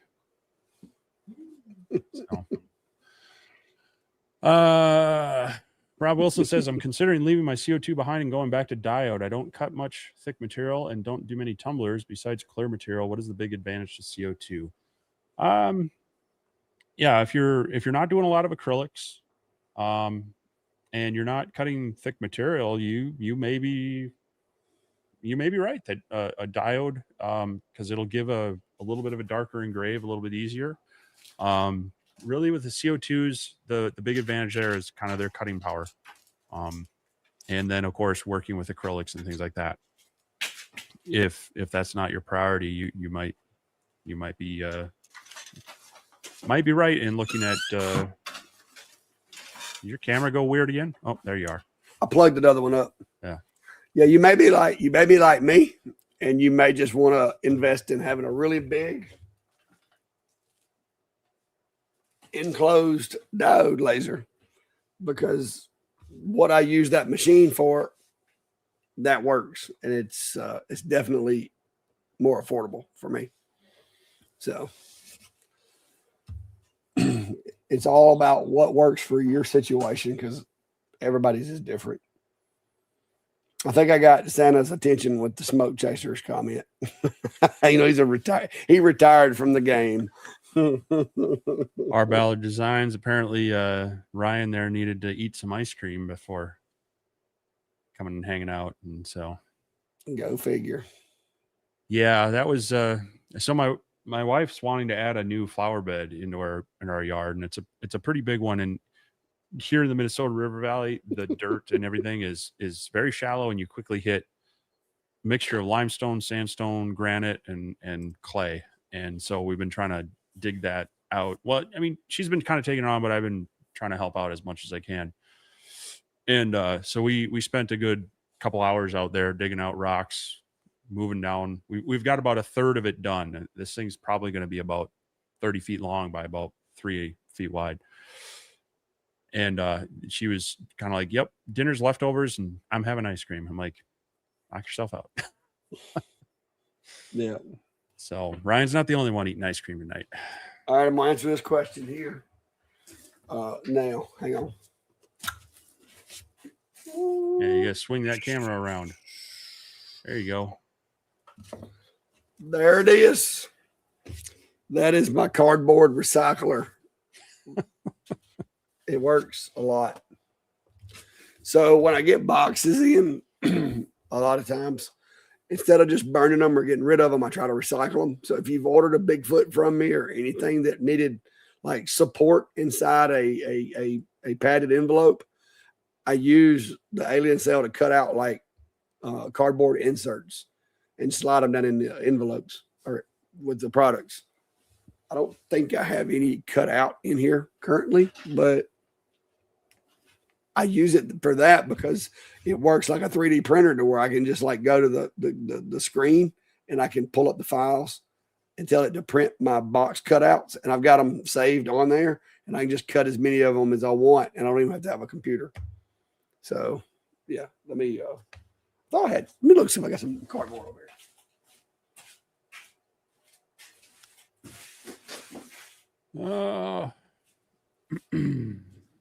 Apparently I've cut it all up because I usually do that like on Monday or Tuesday after the boxes come in. I'll take a box cutter and cut out the usable parts and then get rid of the rest. Wow. I could have given you a lot of cardboard. Actually, I have another load to take to recycling because I have another project I started. Matter of fact, I can show it real quick.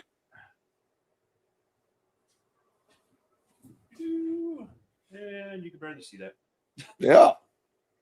But I saw your pictures where you were bragging about it. There.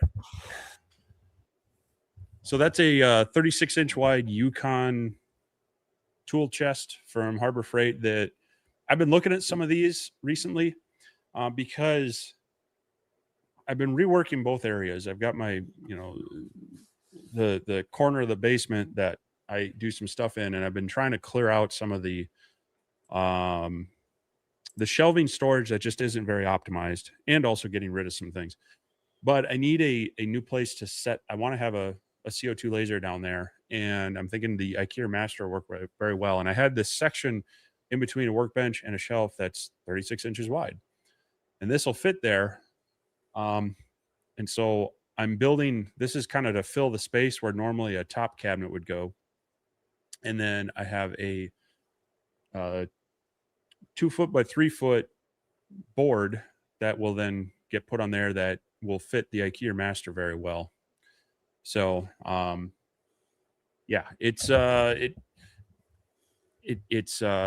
to help kind of clean it up because I also have a bunch of plastic bins for tools and other things down there. So that's been another quick project, but they had it on sale. This specific model, I had missed they had their parking lot sale last week. I should have bought it then, but they had this one on sale this weekend for $50 off. So I went ahead and grabbed that. But I had to put like new casters on it because they have like the locked ones usually. And I wanted to be able to pull this out. And then I'm building up this platform for it. So we'll hopefully have that running soon, and then we'll see how it fits some different lasers. Typical firefighter. Oh. Oh, I used to love messing with those guys. That was always awesome. Of course, you start messing with them too much, they'll go out to a fire and drag a hose across the road just for the crap of it, and be like, "We'll be back," and then like it's the end of your shift and you're still sitting there guarding the hose. Nice. Yeah. Stephen Rossman's asking, what do you think of Glowforge CO2? A coworker has one that won't fire and is going to let me see if I can get it going. Biggest issue, and I haven't looked at them in quite a while, but the biggest issue is their cloud-based software. They kind of were, I don't know if they ever changed this. I don't know if they ever made an offline version of it, but you had to be connected to their servers to make it work. and so it's a little proprietary in that vein. So that's what I don't like about it. But I would imagine, if you have a little bit of electronic ability, you could probably dig in there and see if there's maybe sometimes it's a connection, sometimes it's a fuse, sometimes it's the power supply or whatnot. You can maybe find out at least what's wrong with it. But as far as running them, the whole cloud connected requirement is a little bit of a turnoff. Yup. I've never touched one. I know a lot of people liked them, but I mean, they were made to be an easy way to get into it, but then they kind of X Tool came along and made things easy on those as well without the requirement for that. So I know Glowforge did try to come out with a diode laser a few years ago, but I feel like they've been struggling for a while. yeah.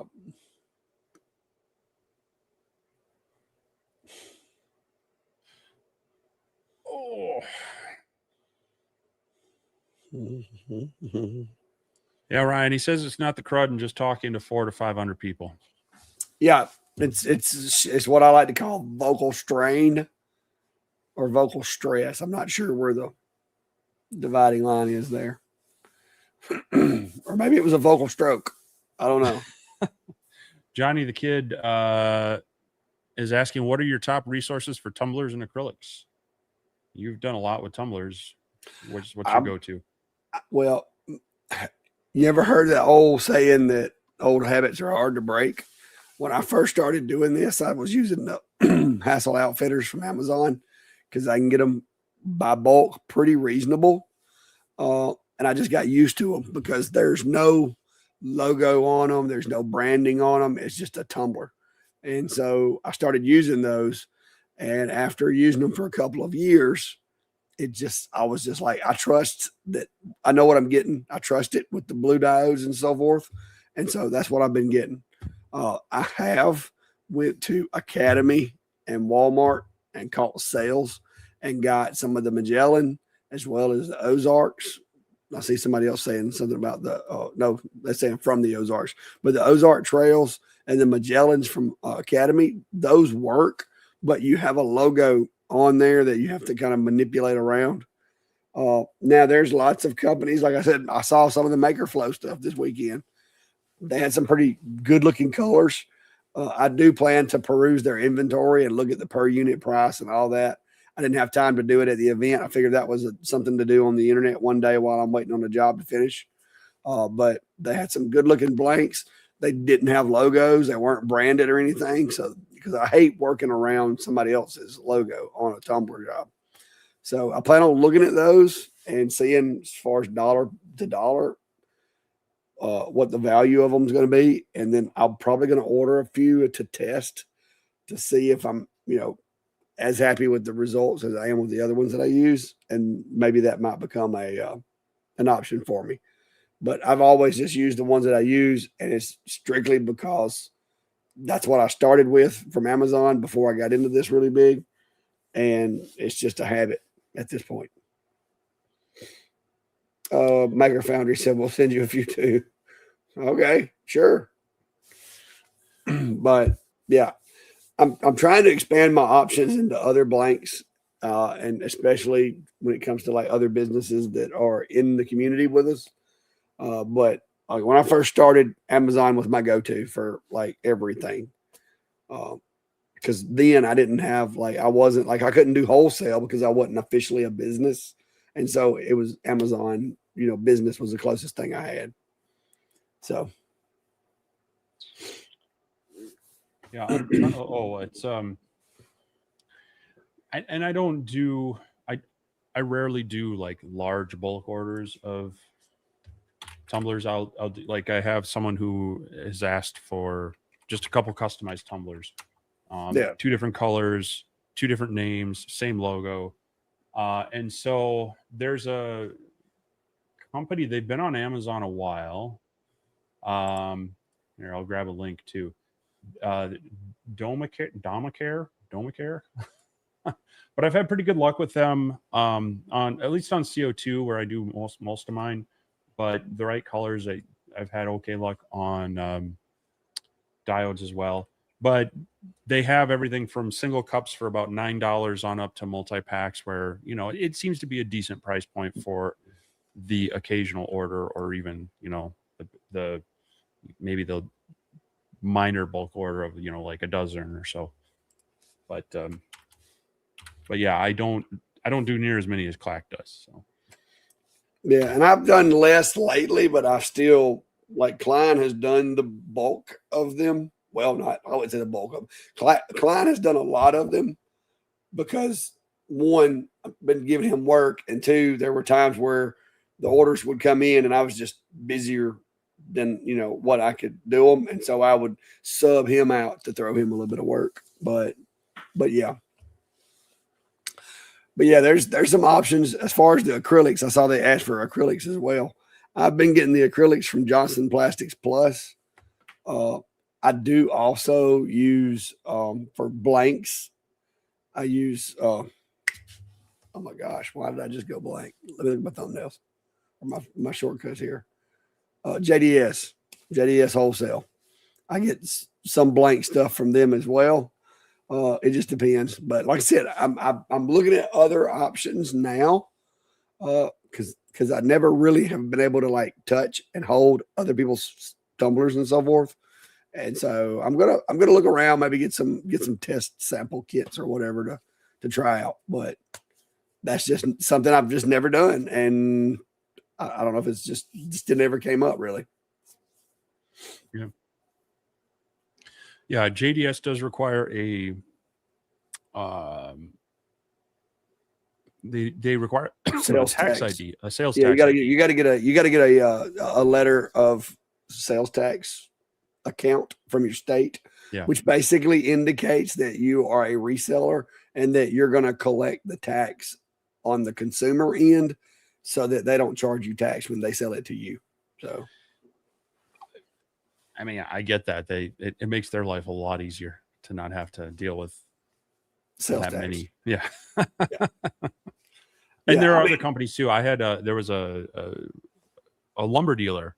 Now they would do retail, but they gave you a better price and then had the tax information so that, you know, it was the tax burden was on you, whether it was use tax or sales tax, but they also gave me a, you know, like a dealer price instead of retail price. So so it's definitely, you know, when you're doing enough volume, it's definitely, you know, because you, depending on your state, sometimes you can do a craft show or two and do like a one-time sales tax remission kind of thing. But generally, if you're doing it very often, you need to register and do the whole sales tax thing and report it at the frequency they require. Some of them are monthly, some of them are quarterly, some of them annually. But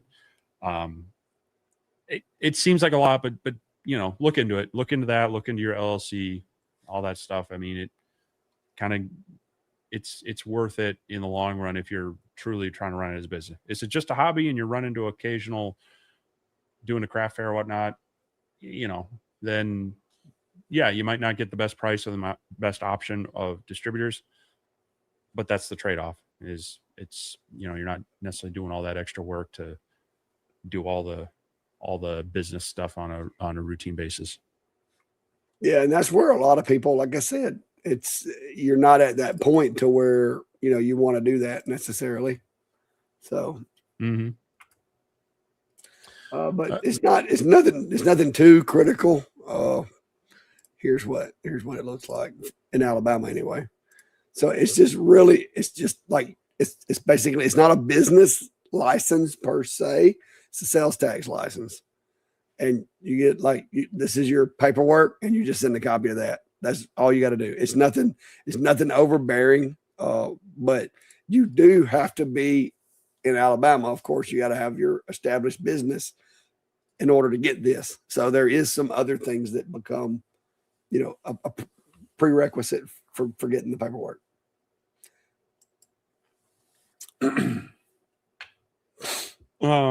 TJ Michael's asking, which 100-watt MOPA laser manufacturer would you buy if you had an extra $7 or $8 just laying around? Mr. MOPA. I mean,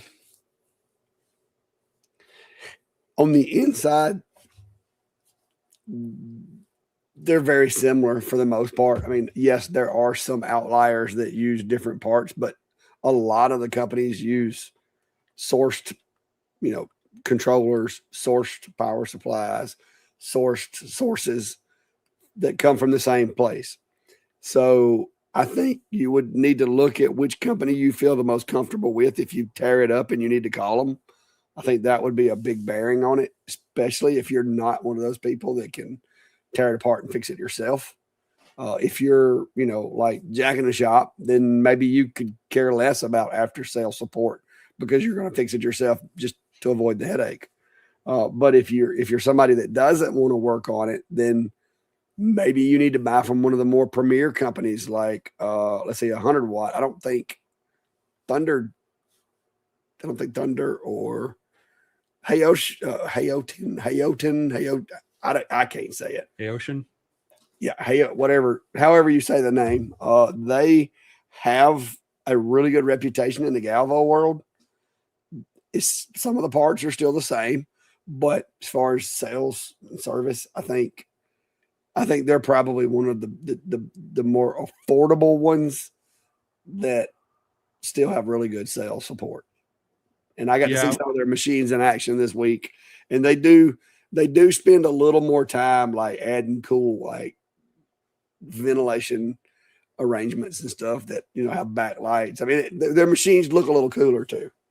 So that would probably be if you want 100 watt, that would definitely be where I would look there. I don't know that would be my buy, but I'd probably look at their machines. Yeah, that was kind of where I was leaning to with my suggestion in that price range was probably the Hayotion. But is it in that price? Is it in the site I'm looking at, they've got an 80 watt, an 80 watt for 65 and a 120 for 78, 100. Now I'm bad at pricing, obviously, so I probably forgot some zeros there. Yeah. So, I mean, there are cheaper options, but like I said, just beware that, you know, you may or may not like the warranty process with some of the other companies. And I don't have one of those machines. It's not like, and I'm not an affiliate with them or anything like that. I just see a lot of people that have those that are happy with them. And I hear a lot of good things about the folks over there as far as how they follow up with people on issues and stuff. So, yeah, PRC says, "Hey, OTN." Yeah. Yep. Not a way I can pronounce that. Where did I see? Oh, Mark was asking, does Alien Cell give a finer, more detailed engrave than your typical glass tube CO2 would give? In general, most diodes are going to have a finer spot size than your glass filled CO2, but that's going to depend a little bit on which focus lens you have in your CO2 laser. You can get a finer point focus lens, but it tends to have less cutting capability, or you can get a longer lens. The nice thing is you can swap between them. So you can kind of choose, do you want a little more raw power but a wider kerf because you're going to cut, or do you want to bring it in for a detailed engrave? That being said, generally though, the diodes are going to have a finer spot size, but they're also square rectangular, whereas the CO2 tends to be closer to oval or circular. So your kerf is a little more consistent on the CO2 in both axes than maybe a rectangular one on a diode. So there's always little trade-offs there, but yeah, unless you get into like the 70 and 100 watt diodes like we've seen with the atom stack units with their higher ones, those get a little bit bigger beam. That's probably a little more comparable to a CO2, but the 2040, even the 60 watt ones on these tend to still be pretty tight. Not board said, remember to go back and blur the document you showed. If anybody wants to go to Alabama's website and submit sales tax money on my behalf, you are more than welcome to do so. I mean, I would appreciate it because I'll carry it over, and I mean, hey, I'll use it. I'll put it to good use. I promise. But other than that, I'm not concerned with anything. A lot of that's public information too. So. Yeah, you can search. You can search the Clack Shack LLC because I am a registered LLC, and the all of the members of my boards and the address of the business and everything's public. And I also have a Google business profile, so the address is not something that I can hide. There's really only one thing that prevents people from coming to my address and harassing me, and that's me. So I don't concern myself with the small things.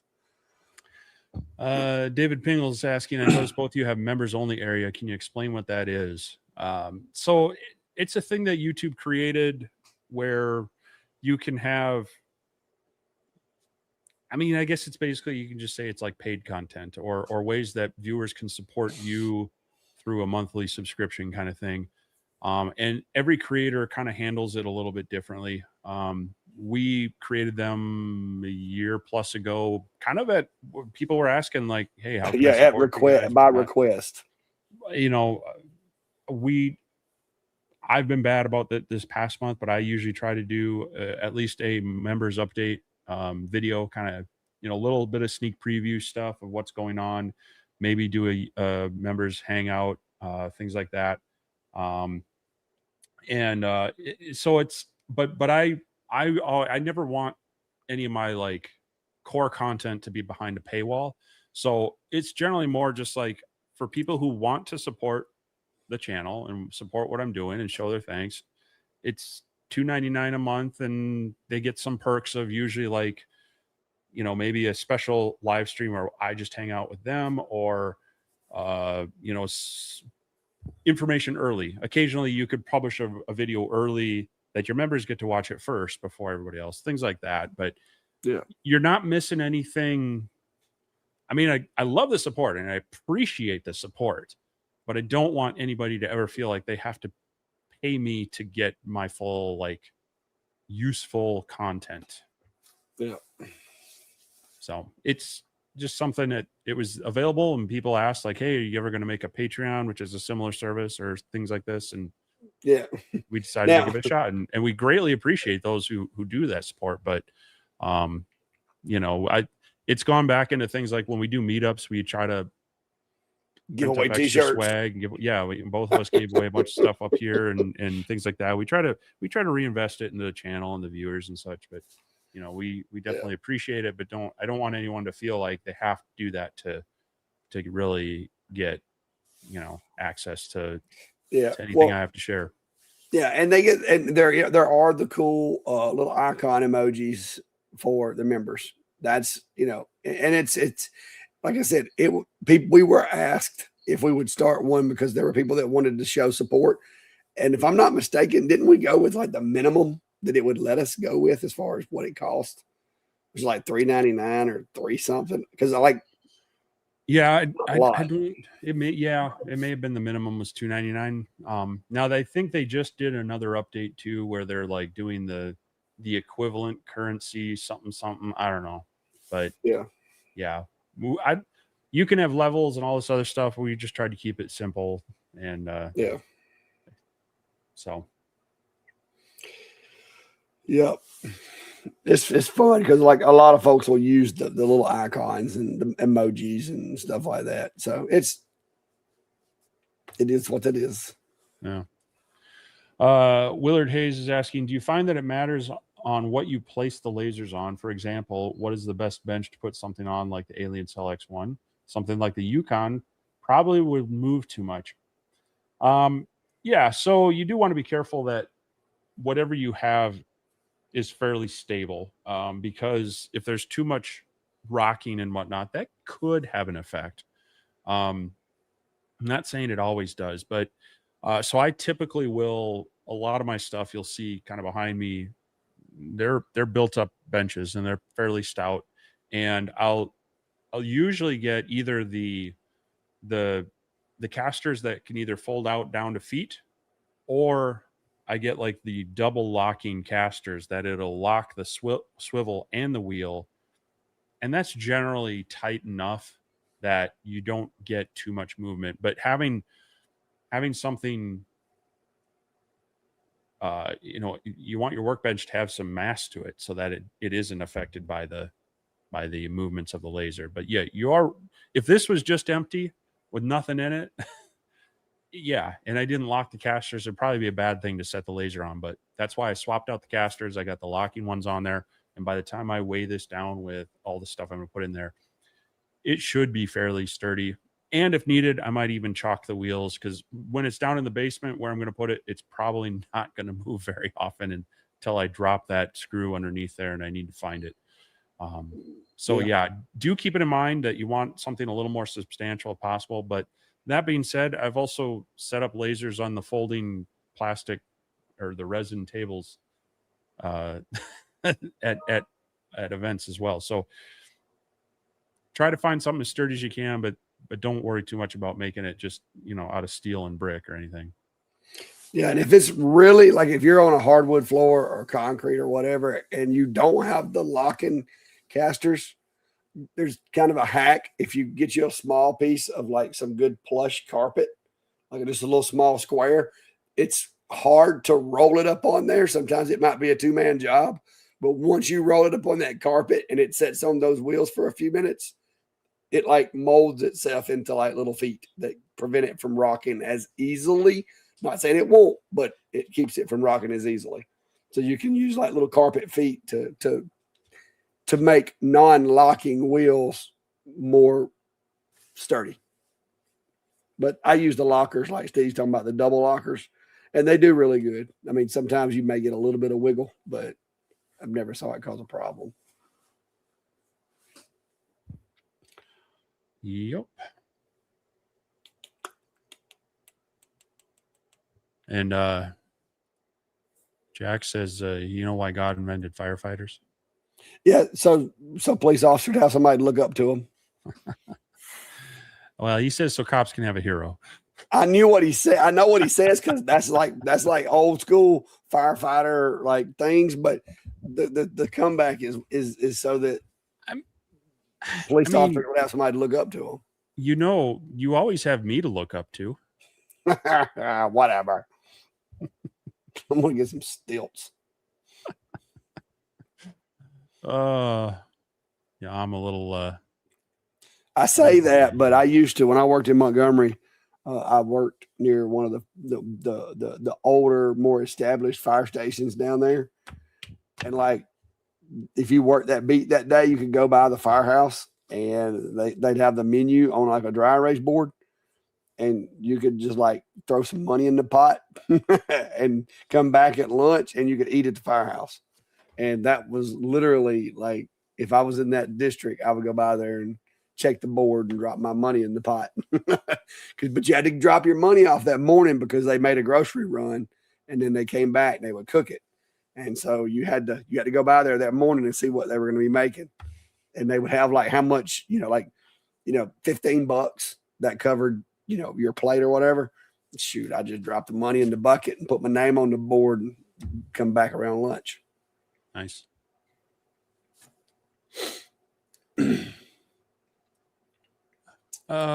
Speaking of the fiber lasers, Maker Foundry is saying RM Laser makes an RF Galvo. They have it. He's got their 60-watt RF Galvo like it, and the guy installed it from West Virginia. So there's a yeah, he was telling me good recommendation. He was telling me about that. I haven't had a chance to research that, but because we were talking about how a CO2 Galvo would be like the bomb for a tumbler business. Sure. I'm really, really, really begging Creality to come out with a CO2-ish insert for this thing, because that would be like that would be groundbreaking. That'd be interesting. I mean, those modules are not that big, so it'd have to be it might have to protrude. It might have to protrude out the back of the machine a little bit. So it'd have to be like a compact RF module. Yeah. Well, what I was thinking was, how like some of the machines, when you put a bigger module, you have to like allow for it to protrude. Mm-hmm. There's an open. I mean, it could protrude out the back. I don't know, what would be acceptable for that or whatever, but it could. And you just have to understand that if you get this module, you're going to have this extra protrusion out of the back of the machine. I'm okay with it. If you can give me a CO2 in this chassis, I'm perfectly fine with that. Chris says all his desktop lasers are on plastic folding tables with no problems. And I think for the most part, a lot of them, they're not going to be reaching fast speeds or too jerking. The alien cell or some of these RF ones where they're really flying back and forth, they might start causing some, you know how those waves start. They just start walking. They just start walking. Yeah, it's not quite as bad as some of the modern 3D printers where that head's flying around and jerking around a lot. Most of these have a softer kind of deceleration and turnaround. But so yeah, I don't want people to think they have to overthink it, but it's not a bad idea to have a fairly sturdy workbench. And so I build these, you know, they're milled up lumber, and then the storage underneath gets, you know, a lot of material, so that plywood and whatnot tends to weight them down fairly well to kind of help prevent them from being slung around too much. But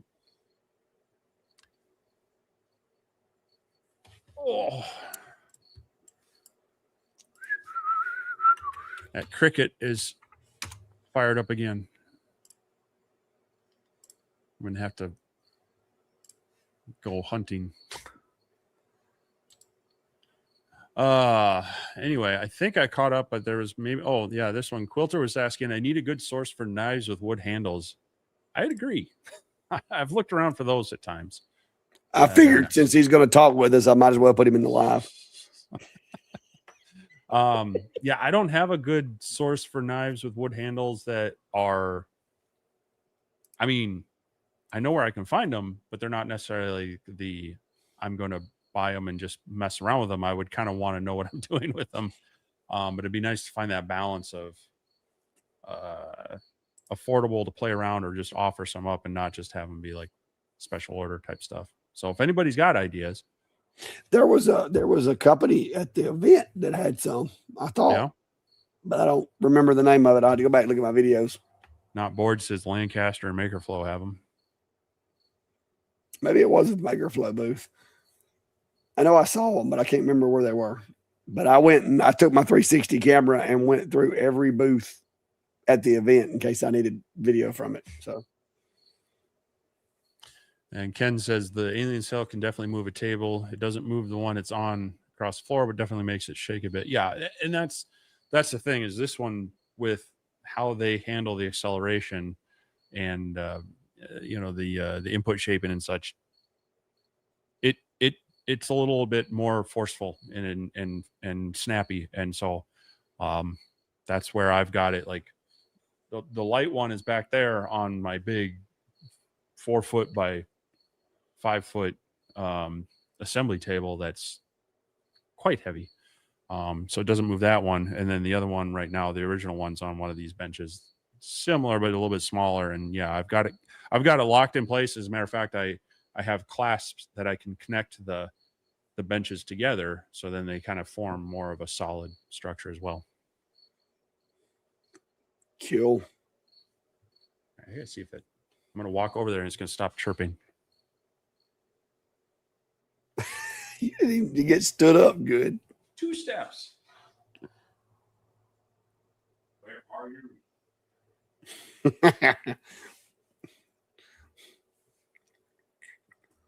You need me to send you a link for some barrier spray for that guy? I have some. Just too lazy to apply. Well, my staff here in the shop. Your staff. Yeah. While I was gone.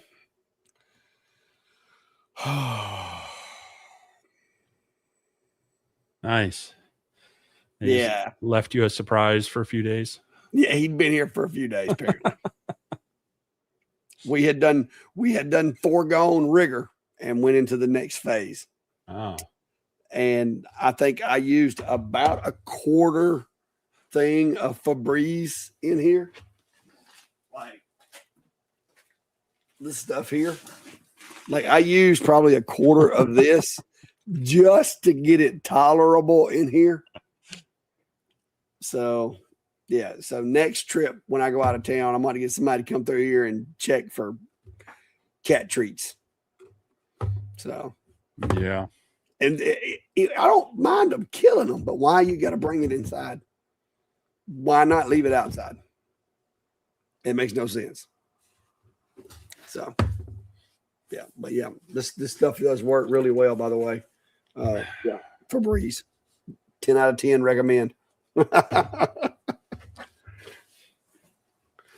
Brandy said, "Good luck getting somebody to come through and look for the critters." Yeah, but I think I found all of the crime scenes. Mm. You well versed in cleaning up crime scenes? I have practice. I have practice. Luckily, like when I walked in here, I instantly recognized the situation by my olfactory senses, and I'm like, "Where's it at?" And the hunt began. So yeah, it was not, and I don't know which one of them did it, but when I walked in and went to looking for it, they all ran out the cat door. So I'm not sure who's the guilty one, but they all were aware of the situation because their actions indicated that they had knowledge of what had occurred. Well, they probably brought it in to show you weren't there, and now they're like, "Man, get this stinky thing out of here." Yeah. Like, I'm not touching that. Yeah. I don't have opposable thumbs. Yep. Yeah. There you go. That's just make for a really good short video, Steve. But you know what it is? I ended up mowing the lawn bit today, and I saw a couple of them as I was mowing especially some thicker areas, and I'm like, "Uh-oh, they're out here." And so I cut down their habitat, so they decided to come invade mine. Yeah.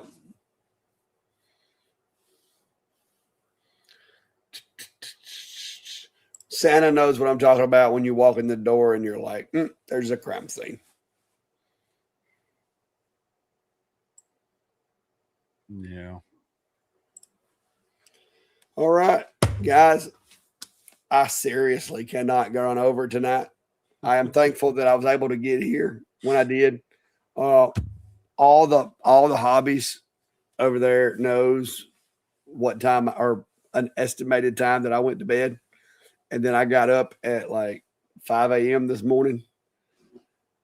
I'm tired. So we're not going to be running late today. And so my eyes are starting to get like really heavy and itchy. So definitely gonna be leaving here on time tonight. So if you have any questions, please go ahead and drop them in here the next couple of minutes so we can get those answered, because I'm gonna go get some sleep. Yeah, you definitely need that. A lot of driving, a lot of talking. I can imagine how tired you are. I mean, I'm tired from the week I had, but I didn't have to talk to half the people and do all the driving you did. So yeah, well, like I said, I was trying to also stay up as late as I could and talk to everybody downstairs, because I mean, I got to know a lot about the people that watch the videos. I got to hear a lot of people's success stories. There were lots of folks that were very appreciative of you and I. Of apparently we help people pursue their dreams, and occasionally they manage to catch their dreams.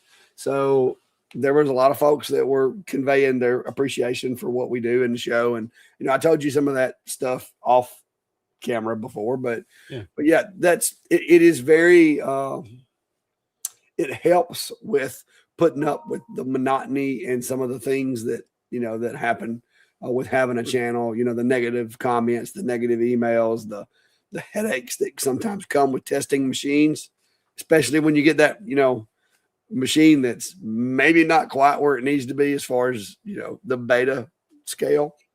So it was good to meet everybody. And I liked hearing other people's stories. And there were people asking me questions and wanting to hear things, from a face-to-face perspective. And it was fun. It was awesome, but it was very tasking doing that because I'm not 21 anymore. 5 hours, 4 hours sleep a night is just not really. It's not where I land these days. I prefer around 7 if I can get it. 6 is okay, but I prefer at least 7. So that's where we're at. But it was fun, and I'll try to do a video as soon as I can. I got stuff backed up, but I'm gonna try to do at least a little video or sit down and talk to you guys about the event, share some photos and stuff with you. So that'll hopefully be here soon. So there we go. Well, rest up, get that voice rested, and that'll make a world of difference on it. A couple questions that came in. David Pingle's asking me, what is the difference in air handling between the Alien Cell and the AC Light? There is none. They use the same air pump and the same routing, the same ports, and then the exhaust is the same module. So there's really no difference between them. The only difference is that you can't connect via Bluetooth to the air pump or the air purifier from the laser. You have to use the wired connections. They're little USB type things. But you did say that the machine still has machine control through Wi-Fi, right? Yeah, it's still the machine. You can connect to the machine via Wi-Fi to connect to it, send jobs, get all the information. But the peripherals can't work via Bluetooth. They have to wire, but then they still work the same where it automatically turns off, ramps up, ramps down, turns the air purifier on or off. So it minimal differences on how it handles the air pump, and then also the air extraction is still the little fan unit in the back to the side port. Yeah, I think that's probably because of they took away the touch screen little computer and replaced it with like a standard controller like a lot of the lasers have. Yep. And so you lose the Bluetooth when you do that. So yep, but they kept the Wi-Fi, which was nice. Yeah. So. And this one might, I don't know how much you had. I know you touched a little bit in your walkthrough, but Jared Lyons asking thoughts on Easy Carb. It looked interesting. The speed was not fast. And I didn't get into a whole lot of how it worked. Like, how does it know if it's a tapered cup? There were some measurements that you had to take. And I mean, I'd like to look at a little bit more information on it. But I don't know that in my shop it would be my choice. But, maybe as it evolves, that might change. I don't know. Like I said, I looked at it briefly, and every time I went by there, they were talking to somebody, and I didn't want to like push them out of the way. So I was just kind of like looked at it from a distance and listened to the conversation. And interesting design. The engineering's pretty awesome. I just don't know that the speed and agility is going to be. I don't know that it's going to be what people have come to expect from Galvo machines. So there's that. All right.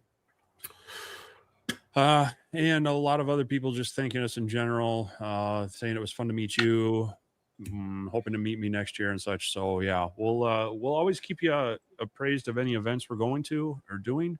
And like Clark said, I always appreciate meeting people and talking to them and finding out,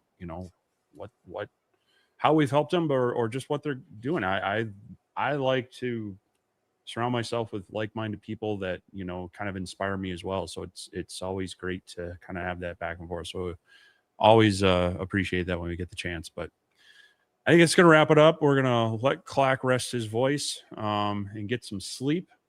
I got to go to work tomorrow, but hopefully we got most of the semester startup calmed down. So I think I'll hopefully get some more time here and get caught up things on the shop, but also the weather's going to cool off for a bit. I'm hoping to get outside and do some things and get a little bit of life back into my outdoor channel as well. So keep an eye on all those. Otherwise, follow us on Facebook pages if you do that. We also have Instagram pages where we try to put, a little sneak preview things there as well, and love the interaction there as well. So we will see you all out there in the interwebs. Otherwise, we'll be back here again next Sunday night for episode 196.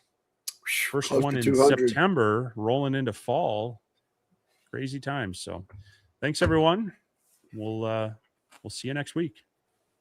See you guys.